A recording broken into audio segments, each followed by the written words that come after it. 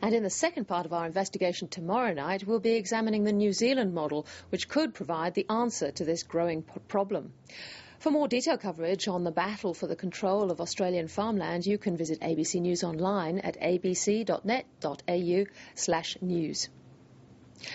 And now to our interview on the subject. AACO, or Australian Agriculture, is the largest beef cattle company in Australia, operating with 7.2 million hectares under management. David Farley is managing director with a constant eye on the big properties that come to market. He spoke to me a short time ago from Brisbane. David Farley, welcome to Late Line Business. Thank you, Tiki. How much do we know about just who is buying parts of agricultural Australia, and should we be worried about it? Well, it's difficult to tell actually who's buying all of it. It's easy to tell who's buying the big parts of it, as FRRB has rules around it. But more importantly, should we be knowing who's buying it? I believe so. The reality is that our land needs to be productive, it needs to be secure, and more importantly, it needs to be able to contribute both at a national level and a domestic level. $230 million seems an awfully high threshold. Do you think that threshold should be lowered, and do you think we should have a land register of some sort? We need to make sure it's not an issue of who owns our land, it's the stewardship of land and making sure that the land contributes, is productive and, more importantly, secure. So we need to take reference points back to ultimately ownership, who will be responsible for that stewardship. I guess, I'm looking at AA itself, which owns about 1% of Australia. Now, you have Dubai-based IFCO on your register at up 20% investor. Now, I understand that the IFCO managing director has cited regional concerns about food security as a motivator behind the purchase. Our share register has 62% foreign owners, from our shareholders in Dubai to shareholders in London and shareholders in the US. All have generally focused on the security of food into the future, where the reality is, from the Australian perspective, it's the sovereignty of food and ensuring that we can keep a production base sound and secure and delivering at a competitive price. So from what you've said, you're concerned about, say, big properties, like, for instance, a big property bought out in the top end and then effectively being, mothballed as a property investment? Australia shouldn't allow itself to be a land bank for investors. Land banking has some incredible downsides to it. First of all, it doesn't contribute to the community itself. It doesn't contribute to Australia's earnings. And then, more importantly, it can become a biosecurity risk, whether it be in weeds or some form of disease. So, again, it comes back to the ownership's not the issue. It's the stewardship, the operator of that land. In New Zealand, clearly, the ownership is under consideration at the moment, because I understand that some New Zealand dairy farms that were put up for sale, Prime Minister John Key has now said sales of very large tracts of land may not be in New Zealand's long-term interests. What do you make of that?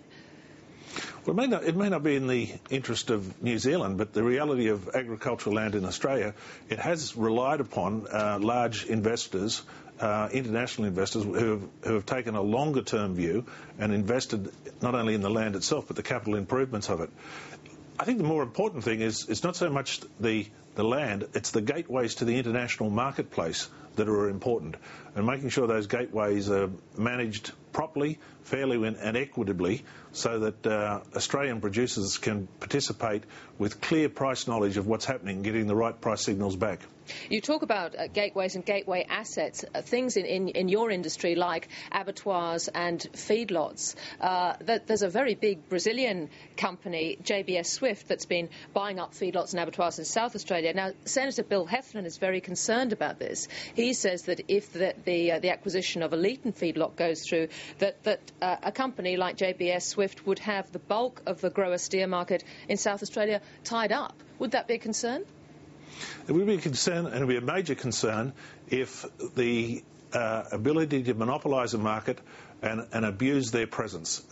It's important that producers get price competition or price tension in pricing their assets, but more importantly, it's important they get price feedback from the international marketplace so that they can respond and adapt their production techniques and the timing of techniques to maximise the assets.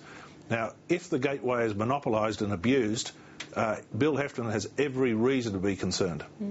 What about acquisition of some of these big land assets by companies that are backed by sovereign wealth funds? So not necessarily governments, but backed by sovereign wealth funds. I'm thinking of someone like the Hassad Food Group, backed by the Qatar Investment Authority. Now they've said to have they're said to have ambitions to spend up to $300 million on Australian property, including perhaps some of the Clyde assets. Well, it's an investment. It's an international investor. What are they investing for? Are they investing for capital growth? Are they investing for food security? Or are they investing for development asset growth? I would imagine it's a combination of both. And the size of their constituents, who they've got to feed, I would imagine it's well beyond $300 million worth of agricultural investments that are needed. I can't let you go without talking to you about what you think of water policy in this country at the moment, as not only in your current position, but you used to run Collie Cotton in northern New South Wales and have been on the board of Tandao down at Menindee Lakes. How do you think water policy is going under this government? I think it'd be quite frank, I think it's poor. We're focusing on maintaining part of our society's needs and requirements, which is the ecological value of our valleys. But the reality is, with proper management, proper investment, Australia still could play a major role in food strategy, food security around the world.